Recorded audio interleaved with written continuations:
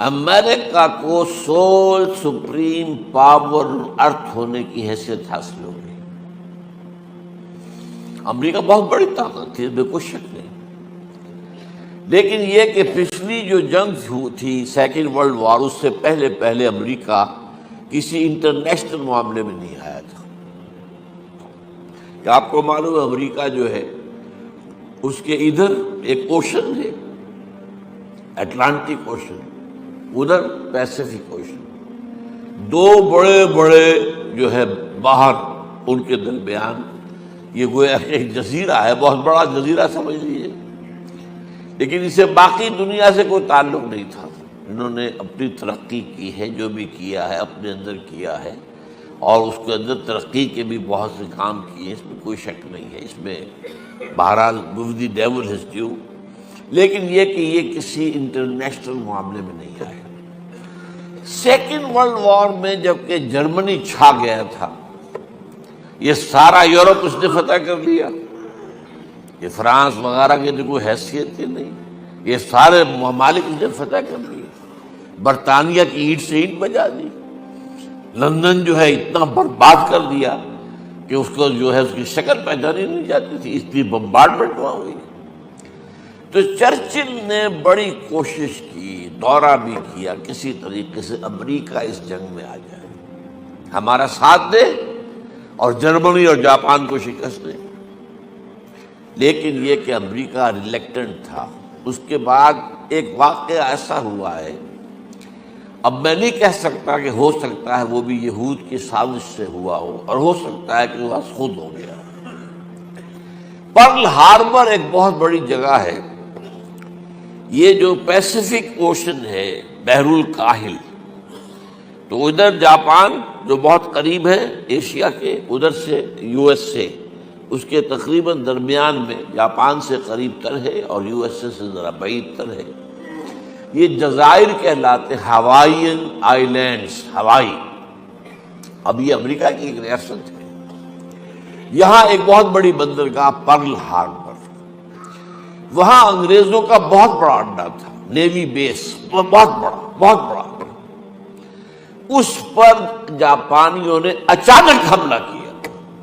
Without any warning, اور ان کے جہاز غرق کر دیے، ان کے بے شمار لوگ ختم ہو گئے، بربادی، تباہی، بہت بڑی تباہی آ گئی۔ اس کے نتیجے میں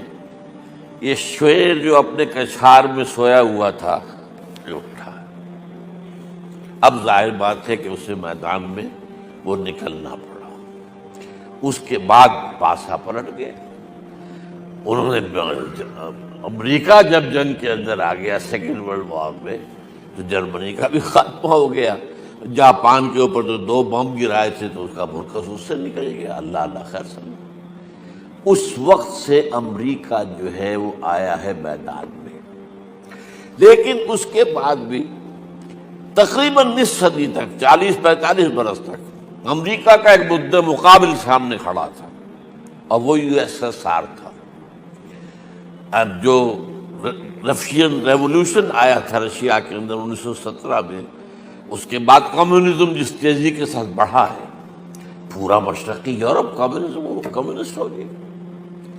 چائنا کمیونسٹ ہو گیا،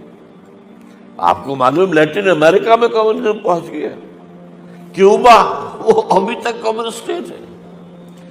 یہ طوفان اس تیزی سے اٹھ رہا تھا کہ امریکہ کو سر توڑ کوشش کرنی پڑی کہ اسے کسی طریقے سے ٹو کنٹین اٹ، اس کا گھیراؤ کریں کس لیے، اسی لیے سینٹو بنی، اسی لیے سیٹو بنی، اسی لیے نیٹو بنی، North Atlantic alliance, Central Asian alliance, South East Asian alliance. CENTO سے پہلے بنی تھی MEDO, Middle East defence organisation, اس کے بعد وہ سینٹو بنا۔ یہ پتہ نہیں بہت سے لوگوں کے لیے یہ سارا گریک ہوگا معاملہ، نوجوانوں کے لیے خاص طور پر، کہ یہ تاریخ جو ہے وہ ان کے سامنے تو نہیں ہے۔ یہ ساری پالیسی، اور یہ بھی نوٹ کر لیجئے، ایک طرف کمیونزم کا سیلاب آ رہا تھا، دوسری طرف فضا کی تسخیر میں رشیا بازی لے گیا، سائنس میں بازی لے گیا۔ سب سے پہلے ایسٹروناٹس جو ہیں وہ تو رشین سے جو گئے ہیں فضا کے اندر، خلا کے اندر، فضا نہیں خلا کے اندر۔ تو امریکہ کام رہا تھا اور اس کی ساری بھاگ دوڑ اس پر تھی کسی طریقے سے اس طاقت کو نیچا دکھایا جائے۔ لہذا معاہدے سینٹو اور سیٹو اور نیٹو یہ سب اس لیے تھے to contain U S S R. اب اس کے بعد کیا ہوا، یو ایس ایس آر کی ایک تو اکانومی بیٹھ گئی، اور دوسرے خاص طور پر جو حماقت ہوئی رشیا سے یا یو ایس ایس آر سے کہ وہ افغانستان میں حملہ آور ہو گیا، یہاں افغان کھڑا ہو گیا اس کے مقابلے کے لیے۔ امریکہ کو بہترین موقع مل گیا، مریں گے افغان، پیسہ ہم دیں گے، پیسہ دیں گے، ہتھیار دیں گے، مرو تم، ہم نہیں مریں گے، لڑو